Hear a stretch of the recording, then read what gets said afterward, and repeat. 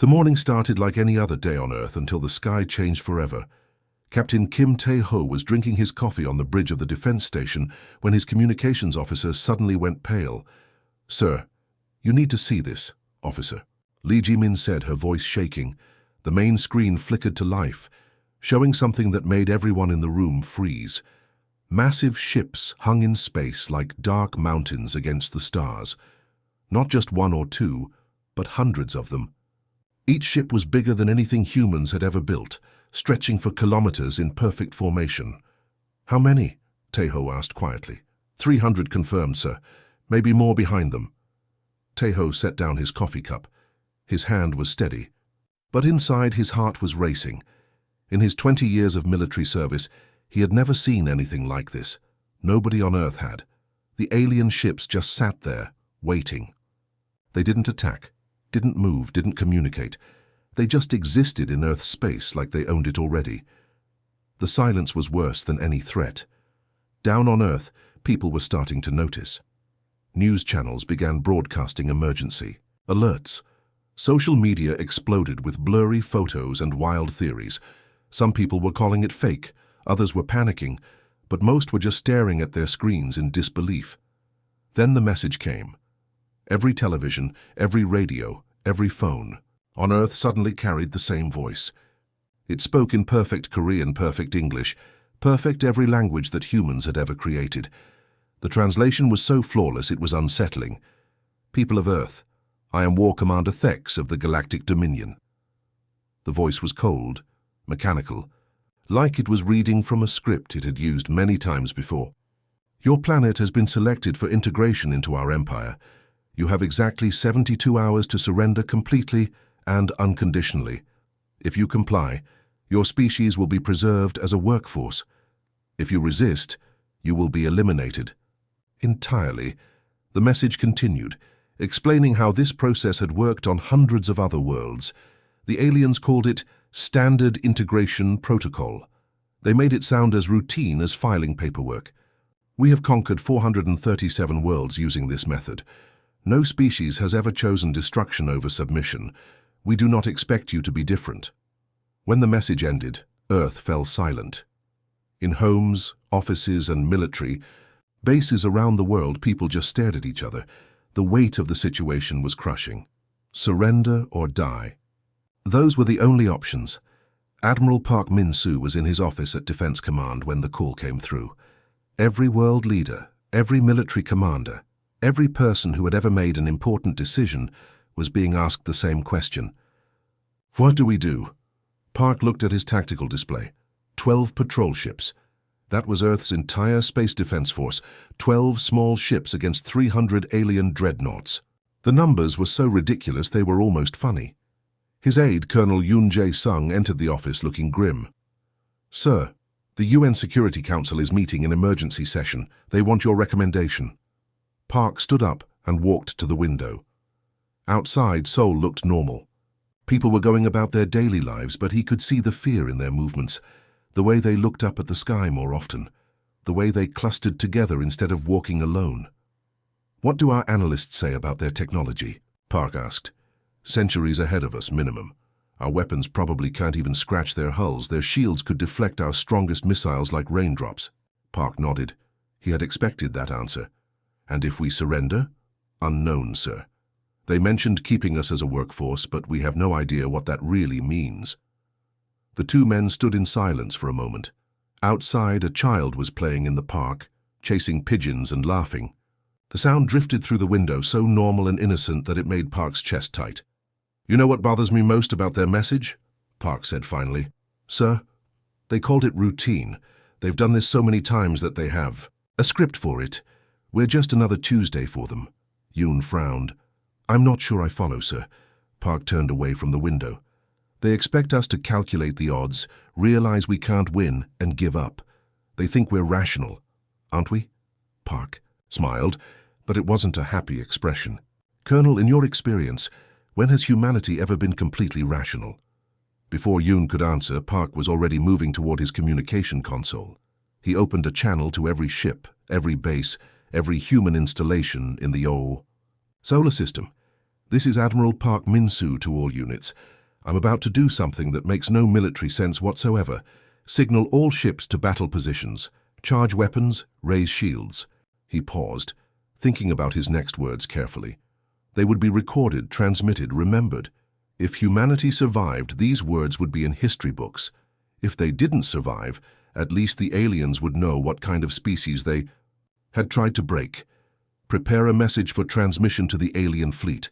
Tell War Commander Thex that Earth's answer is no. We will not surrender. We will not submit. If they want our world, they'll have to take it from us.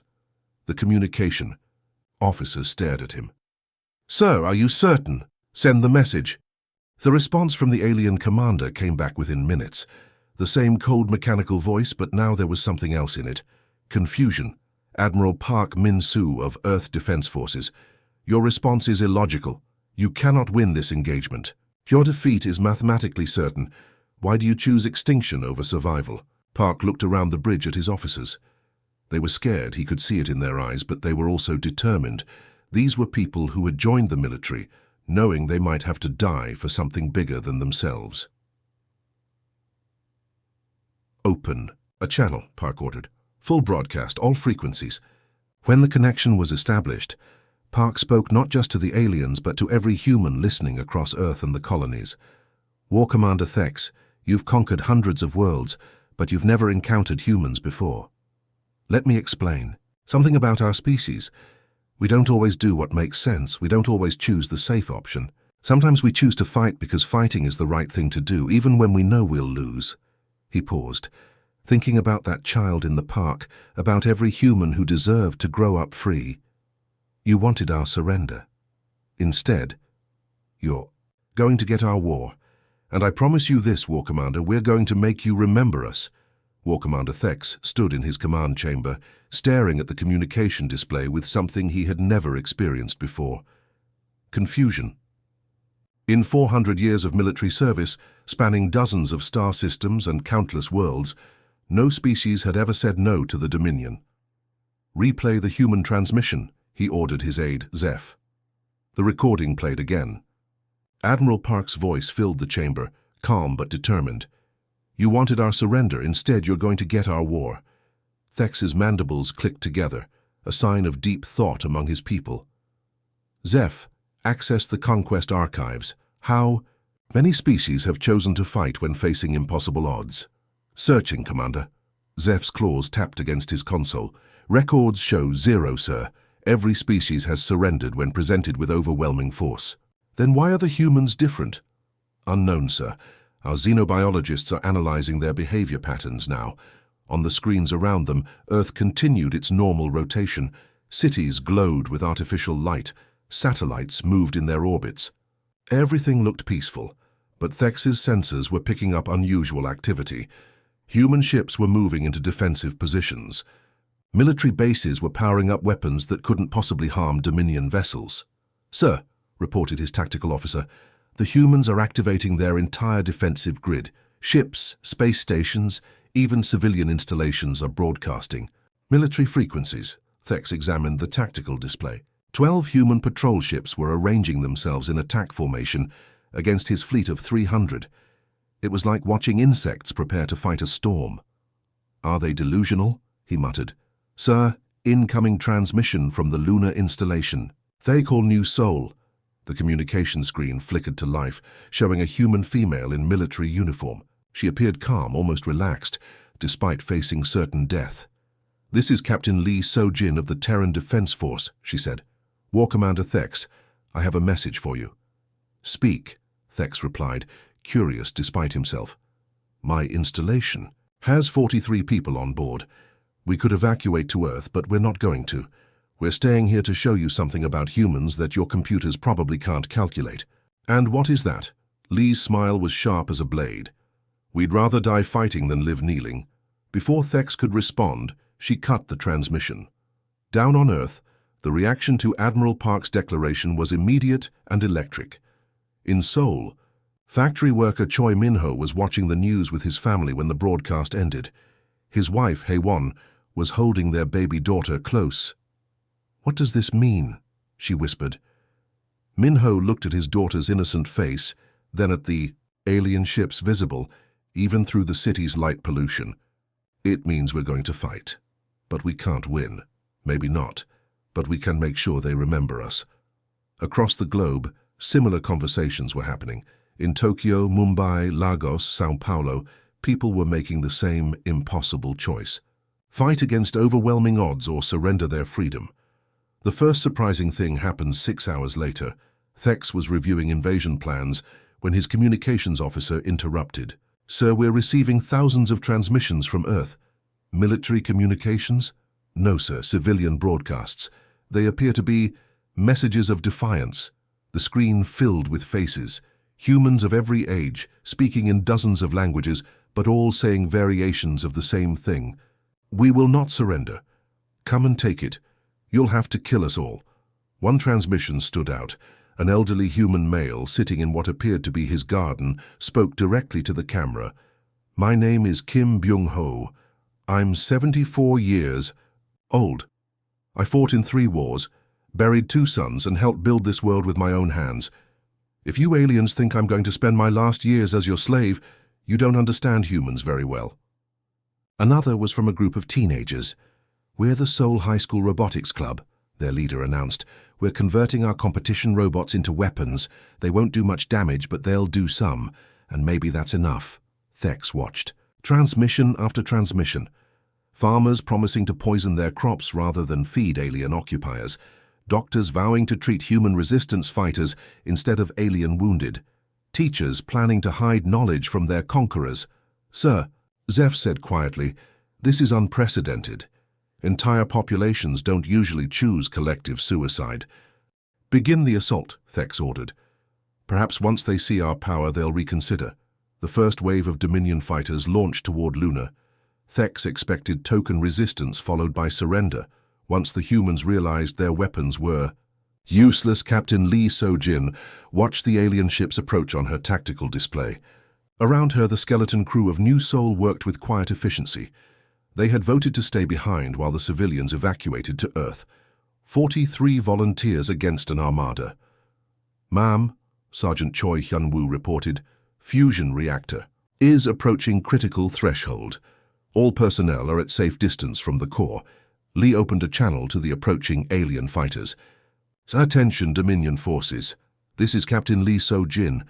You came here expecting us to surrender. I want to show you what humans do when we're cornered." She looked around at her crew. Young faces, scared but determined. They had families on Earth, dreams they would never fulfill, lives they were choosing to cut short. But they were also making a statement that would echo across the galaxy. "Hyun-woo, are you ready?" "Yes, ma'am, for Earth." "For Earth," Lee repeated. She activated the station's emergency broadcast system. "This is New Seoul to all stations. We are about to demonstrate the first lesson in human warfare. Sometimes the greatest victory comes from denying your enemy what they want to take." Her finger hovered over the reactor override. The alien ships were almost in weapons range. She could see them clearly now, sleek and deadly, confident in their approach. "Lesson 1, she said calmly. "Humans don't surrender. We take our enemies." With us, she pressed the button. The fusion reactor went critical in a matter of seconds. New Seoul vanished in a miniature sun that lit up the dark side of the moon like dawn. The explosion was visible from Earth, a brief star that burned for exactly 11 seconds before fading. When the light cleared, 17 Dominion fighters were gone, vaporized in the blast along with the lunar base. Aboard the flagship, Thex stared at the tactical display in shock. The installation was simply gone. Wiped out along with his advanced scouts. "Sir," his tactical officer's voice was uncertain, "they destroyed themselves rather than be captured." "I can see that," Thex replied coldly. "But why?" "Unknown, sir. This behavior has no tactical advantage." Thex studied the expanding debris field where New Seoul had been. In the wreckage, his sensors detected something that made his blood run cold. The explosion had been carefully calculated. The humans had turned their entire base into a weapon, timing the detonation to cause maximum damage to his forces. "Sir," Zeph approached carefully, "should we proceed with the invasion?" Thex looked at the tactical display showing Earth. 12. Human patrol ships were still in formation, weapons charged. After witnessing the destruction of New Sol, they hadn't retreated. If anything, they seemed more determined. "Update our casualty projections," he ordered, "and send a message to the fleet. Tell them to expect resistance." As he gave the order, Thex couldn't shake the feeling that his carefully planned conquest had just become something else entirely. Something he wasn't prepared for. The humans had taught him their first lesson, and it was written in nuclear fire across the lunar sky. They would rather die than surrender. The question now was how many of his people they would take with them. The invasion of Earth began exactly 72 hours after the ultimatum, just as War Commander Thex had promised.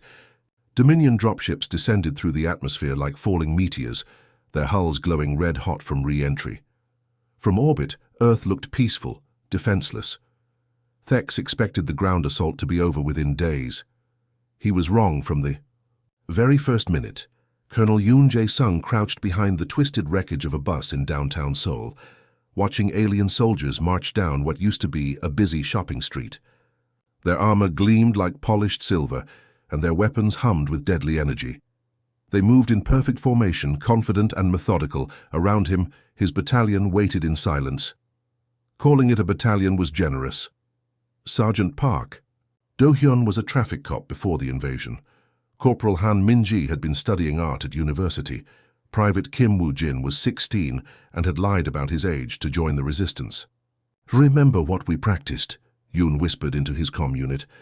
"They expect us to fight like a regular army. We're not going to do that." The aliens had superior weapons, better armor, and advanced technology, but they had never fought an enemy that refused to follow military logic. They expected humans to form battle lines, hold positions, and retreat when overwhelmed. Instead, the attack came from everywhere at once. Kim Woo-jin triggered the first explosion from his hiding spot in a coffee shop. The improvised bomb made from fertilizer and household chemicals tore through the street. Alien soldiers scattered, their formation broken. Before they could regroup, Han Min-ji opened fire from a third-floor window. Her hunting rifle couldn't penetrate their armor, but it forced them to take cover.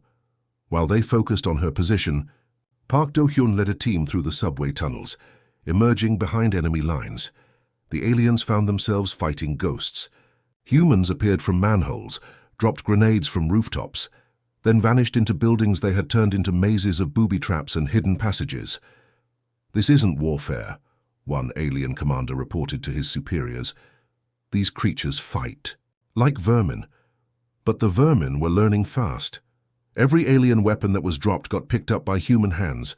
Every piece of armor was stripped from fallen enemies. The resistance grew stronger with each small victory.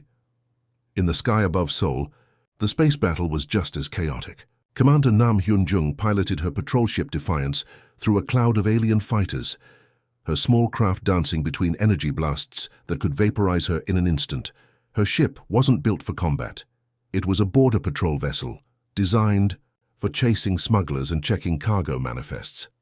Against the sleek alien fighters, it should have been destroyed in seconds. But Nam had advantages the aliens didn't expect. She knew every asteroid, every piece of space debris, every satellite in Earth's orbital space. She used them all as cover, weapons, and shields. "Defiance to all ships," she broadcast on the resistance frequency. "I'm starting my attack run. Follow my lead." What she called an attack run, military textbooks would call suicide. She had loaded her cargo bay with mining explosives and reactor fuel, turning her entire ship into a guided missile. The alien dreadnought ahead was massive, its shields shimmering, like a soap bubble around its hull. Nam accelerated to ramming speed. Alien fighters swarmed around her, energy beams scoring her hull, but her ship held together just long enough. She struck the dreadnought's shield generator at 300 kilometers per second. The explosion was beautiful and terrible. Nam's ship vanished in a ball of white fire, but her sacrifice created a gap in the alien defenses. 5 more human ships followed her through, each one piloted by a volunteer who knew they wouldn't be coming home. Captain Lee Sung-min was one of them. His cargo hauler Iron Will carried a full load of industrial chemicals that made a spectacular fireball when his ship hit the alien vessel's hull. The blast tore a gaping hole in the dreadnought's side. On the Dominion flagship, War Commander Thex watched his tactical display with growing alarm. His forces were winning every major engagement, but the cost was staggering. Humans were using tactics no civilized species would consider. "Sir," his aide Zeph reported, "we've lost 63 fighters to ramming attacks. The humans are using civilian vessels as weapons." Civilian ships? Thex's mandibles clicked in confusion. "Why are non-combatants engaging military targets?" "Unknown, sir. Our analysts believe the entire human population has gone insane." The reports kept streaming in. A human grandmother had driven her hovercar, loaded with explosives, into an alien checkpoint. A group of children had rigged their school playground with booby traps that claimed an entire alien squad. Farmers were using their crop-dusting aircraft for bombing runs.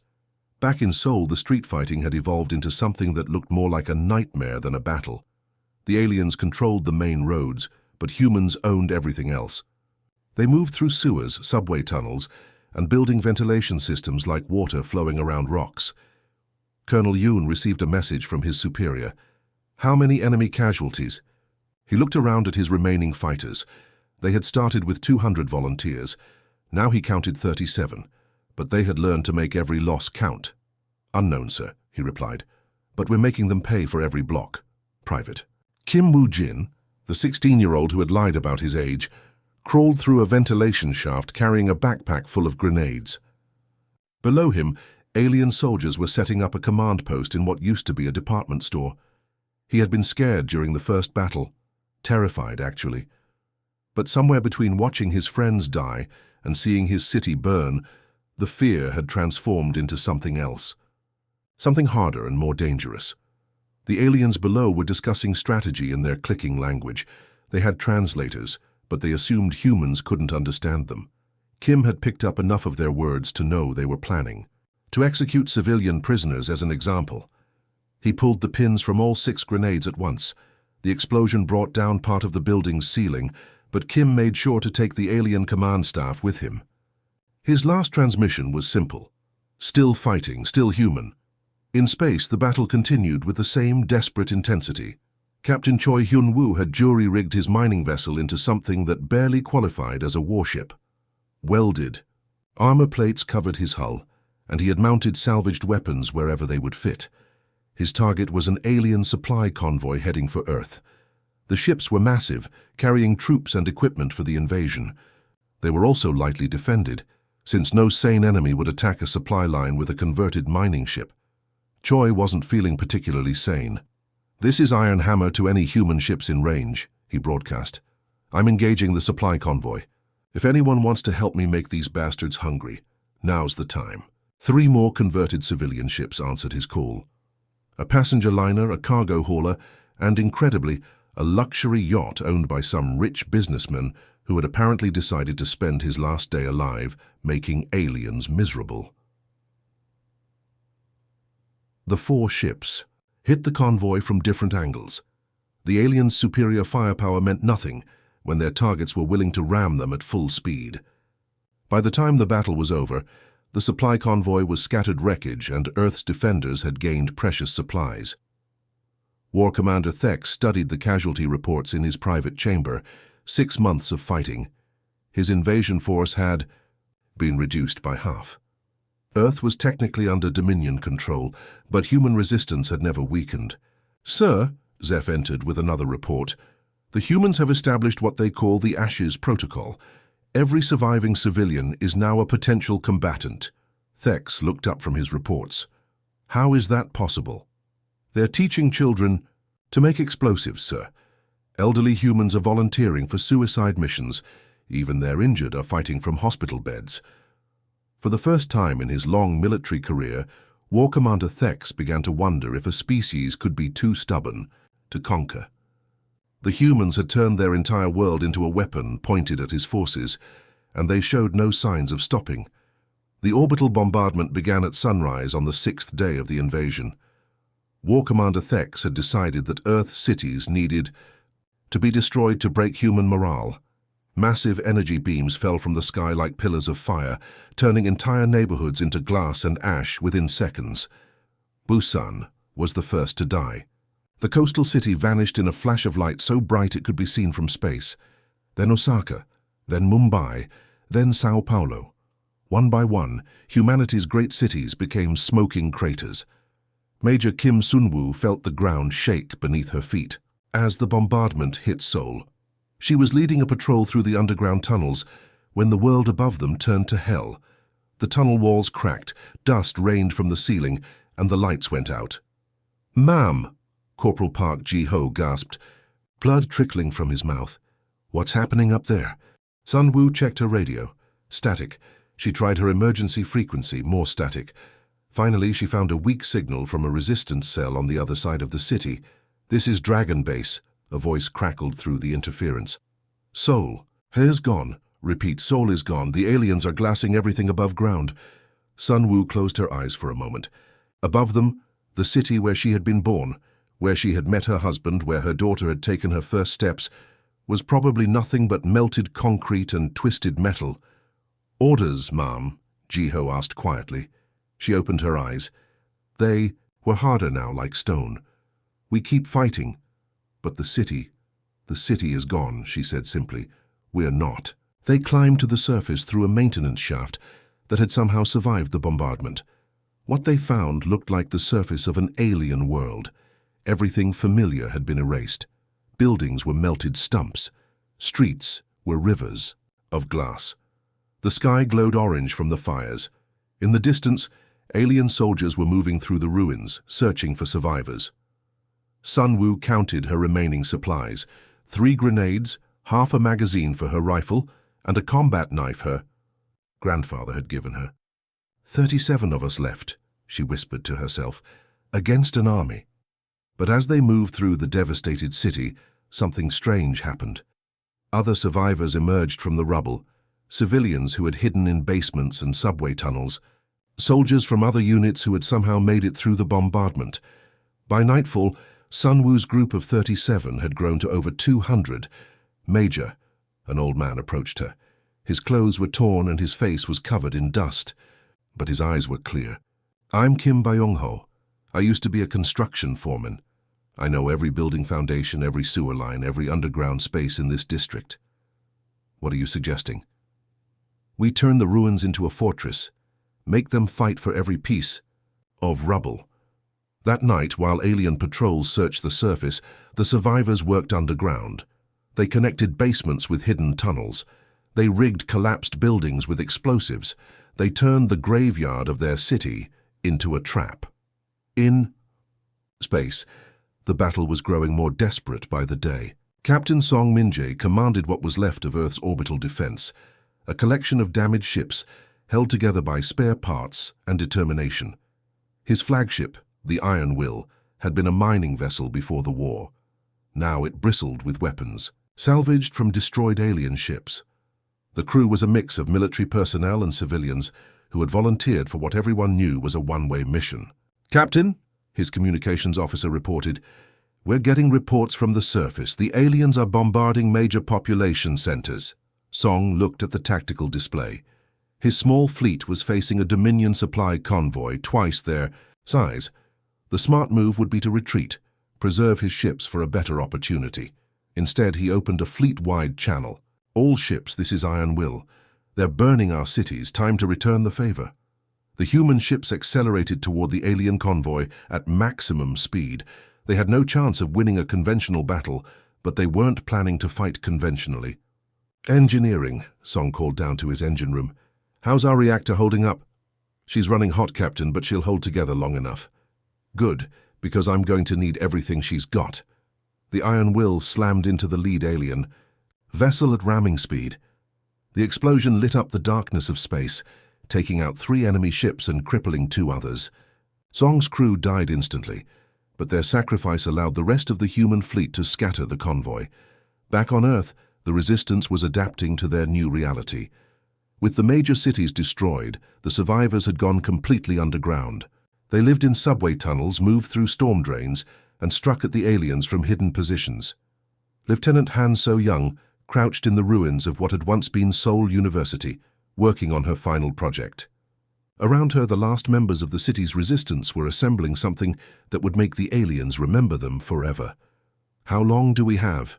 asked Sergeant Choi Min-ho, carefully placing another explosive charge. "Transport ships arrive in 6 hours," So Young replied. "They're planning to move the surviving population to slave worlds." The irony wasn't lost on her. The aliens had destroyed Earth's cities to break human resistance, but all they had accomplished was making humans angrier. Without homes to protect, or families to worry about, the survivors had become something new, something harder. "Commander," she spoke into her hidden transmitter, "package is ready for delivery." 300 kilometers above them, Commander Bae Sung-min received the message aboard humanity's last starship. The final answer was a patchwork of salvaged parts held together by welds and hope. His crew of 40 volunteers knew they wouldn't survive the next hour. "All stations, this is final answer," he broadcast on all frequencies. "Today we teach the galaxy what humans are made of." On the Dominion flagship, War Commander Thex watched the small human vessel approach. It was badly damaged, leaking atmosphere, its weapons barely functional. Any rational species would have surrendered long ago. "Sir," his weapons officer reported, "the human ship is accelerating toward us. Should we destroy it?" "Of course," Thex replied. "Fire all batteries." But the final answer kept coming. Its shields had been replaced with armor plating welded directly to the hull. Energy beams that should have vaporized the ship only left glowing scars on its surface. "It's not stopping," the weapons officer said, a note of panic in his voice. Thex realized what was happening just a moment too late. The human ship wasn't trying to fight them, it was trying to ram them. "All power to shields," he ordered. The final answer struck the Dominion flagship at full speed. Commander Bay and his crew died instantly, but their ship tore through the alien, vessel's hull like a spear. The explosion could be seen from Earth's surface, a new star burning in the sky for 17 seconds. In the ruins of Seoul University, Han So-young watched the light fade and smiled grimly. "That's our signal," she said. She activated her device. The explosion that followed wasn't just one bomb. It was a chain reaction that spread through the planet's crust, detonating every hidden cache the resistance had placed over 18 months of fighting. Earth convulsed as if the planet itself was rejecting the alien occupation. Cities that had survived the bombardment disappeared in pillars of fire. Military bases vanished. Supply depots exploded. The humans had spent their last months turning their entire world into one massive weapon. Fleet Commander Zeph, now in command after Thex's death, watched from orbit as Earth tore itself apart. Of the 300 ships that had come to conquer humanity, only 47 remained functional. "Sir," his aide reported shakily, "we're receiving transmissions from human colonies in other star systems." The message was simple. "This is what happens when you threaten humanity. We are coming for you." The planet convulsed as thousands of explosions tore through its crust.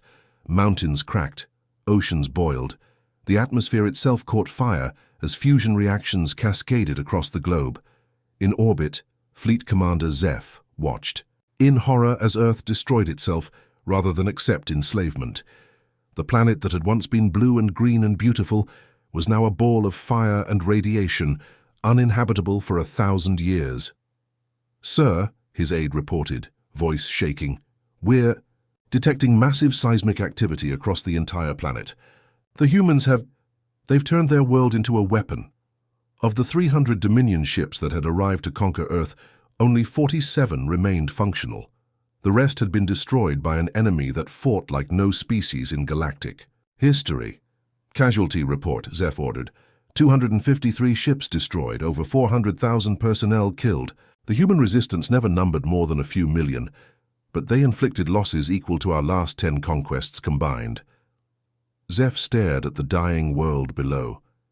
In his 4 centuries of military service, he had never encountered anything like this. Species were supposed to surrender when faced with extinction. They were supposed to choose survival over principle. The humans had chosen differently. "Sir, we're receiving transmissions from human colonies in other star systems." The message was brief but chilling. "This is what we do to those who threaten our kind. We are coming for you." Zeph gave the order that no Dominion commander had ever given before. "All ships, Prepare for immediate retreat. Mark this system as forbidden territory.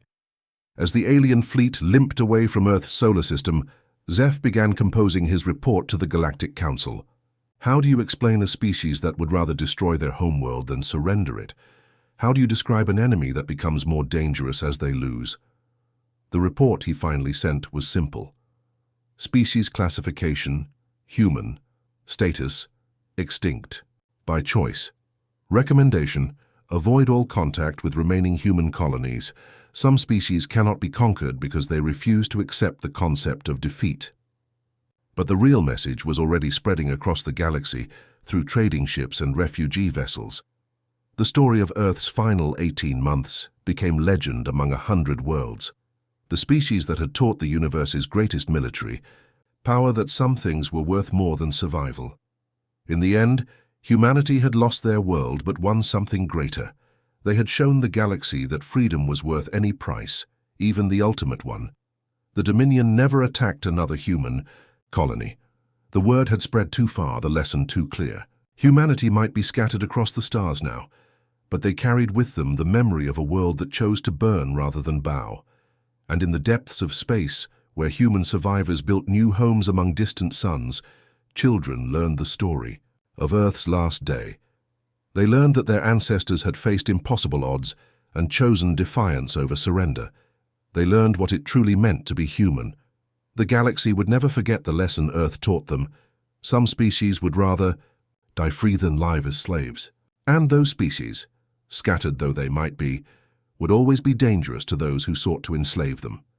Humanity had lost their homeworld, but they had won something far more valuable: the respect born of absolute fear and the knowledge that they would never again face conquest alone. The stars themselves remembered what humans could do when cornered, and that was enough.